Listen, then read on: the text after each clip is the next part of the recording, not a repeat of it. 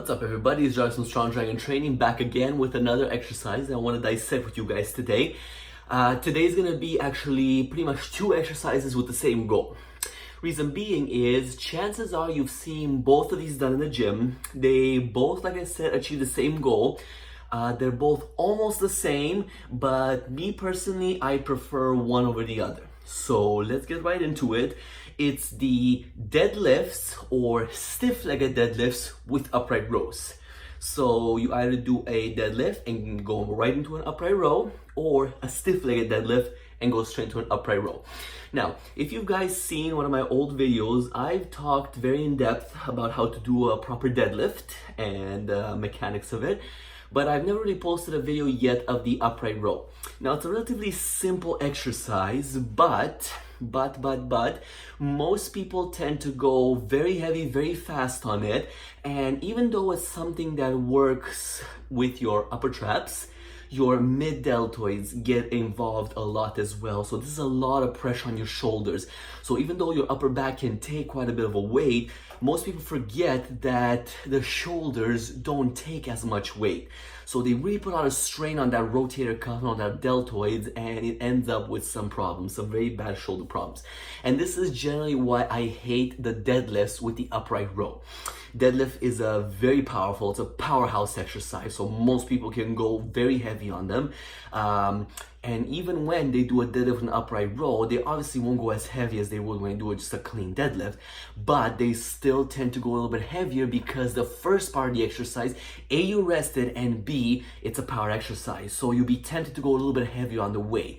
Whereas with the stiff-legged deadlifts, the movement is more restricted on the muscle, so it really hits those hamstrings / lower back, and you're not tended to go as heavy on the weight.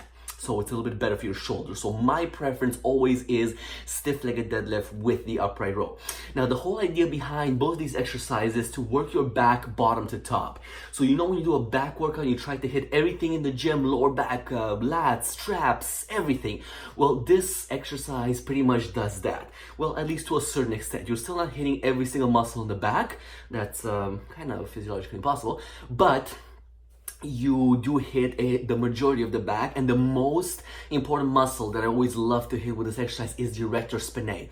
Now, again, I'm not going into details about all the other muscles around the erector spinae and what branches off and whatnot, but what I can tell you is, with the stiff-legged deadlift and going right into an upright row, your erector spinae start right from the bottom, they start engaging all the way to the top, and you kill them. You put a lot of work into them, make that nice definition, that nice strength for your spine happening. So, before I go into any more detail about these exercises, let's first look at them, see what they are, what they look like. Chances are you guys have seen them in your gyms or somewhere on YouTube, on TV.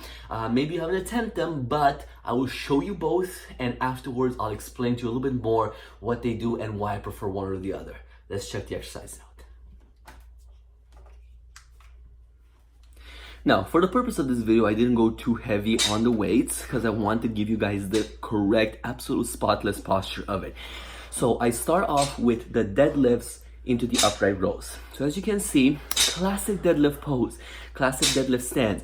I go down with a clean lower back, chest pointing towards the mirror, vision up, my back core, everything is super tight. My feet are driven into the floor. I go all the way down, tap the floor, and then come on all the way up and go straight to the upright row. Key thing on these ones is not to stop. So you're not trying to do a deadlift, come to the top, stop, and then go into the upright row.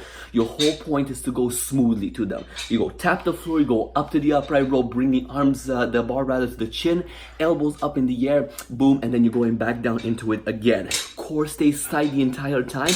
Elbows have to point the ceiling when you go into an upright row. That's the key thing. Elbows have to point towards the ceiling. If they end up like this, so the wrist is up with the bar and the elbows are down, you defeat the purpose of the exercise. So you gotta keep those elbows up, even if the bar doesn't go to your chin.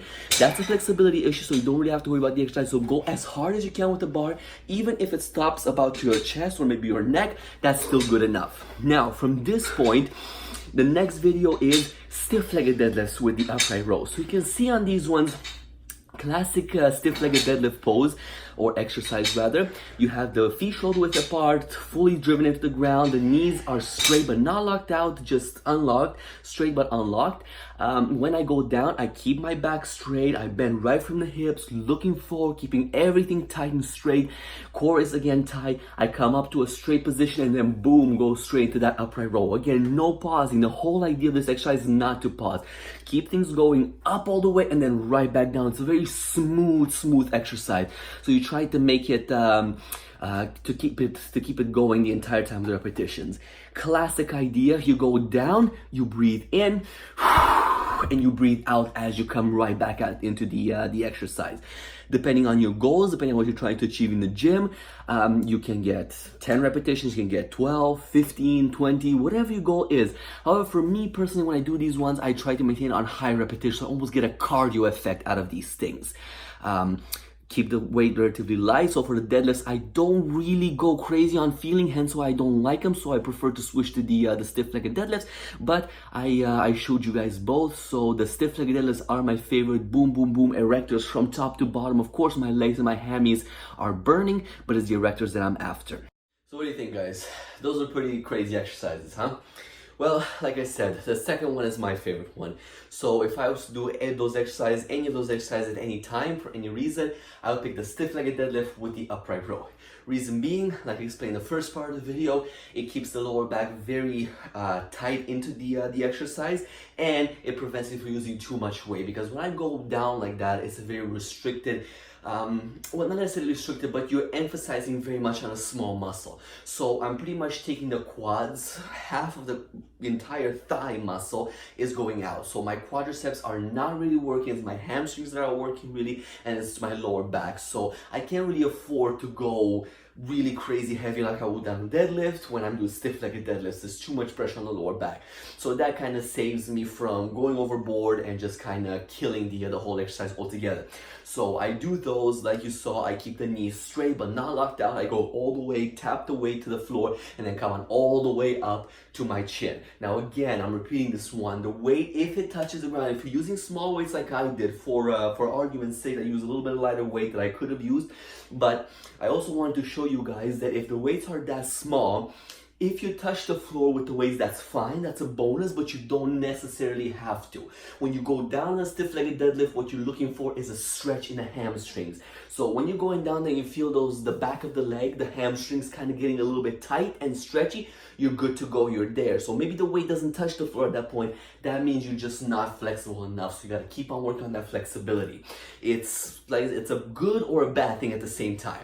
So you're going down as low as you can and you're coming up all the way. And the key thing is these guys, they need to stay towards the ceiling. They cannot end up like this, right? You have to keep them up, even if the bar ends up about here at the chest or maybe at the neck, doesn't get to your chin, doesn't matter. The exercise is still there. You're still recruiting the right muscles if your elbows are up. When they go down, you're killing the exercise at that point. So be very careful on that. If you get tired, if your shoulder gets tired, stop the exercise altogether.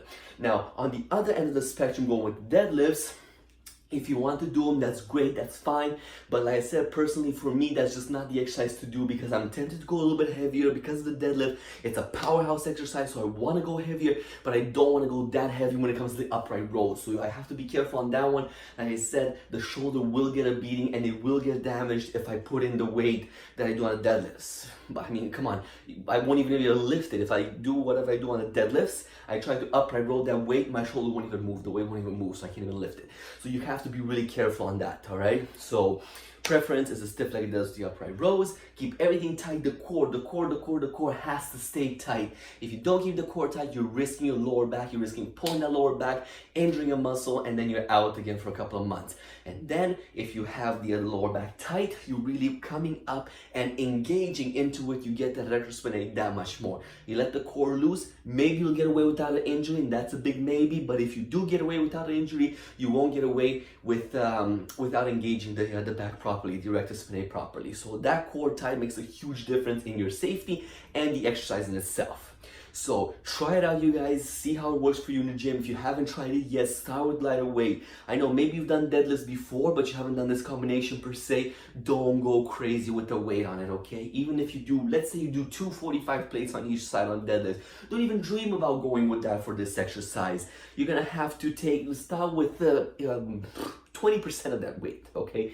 Give it a shot, get the form. You're really playing with your lower back here, and you're putting a lot of small sensitive muscles at risk, and it's not worth it. It's not worth it jumping right into the deep end. Even for myself, I'm trying to keep it light, so I'm trying to get that feel out of it. This is not an exercise where you show how much you can handle weight-wise. You gotta be very careful from that point of view. So give it a try it out in your gyms, and make sure for the beginning, if you haven't done it before, have somebody watch your back, because if your back at any point ends up like this, you're killing the whole exercise and you're putting your whole health at risk. So have somebody kind of look at you and see what you're doing and correct you if your back bends or if anything else is off that I've showed you in that video. So really try to mimic what I've showed you and keep the body in tight position.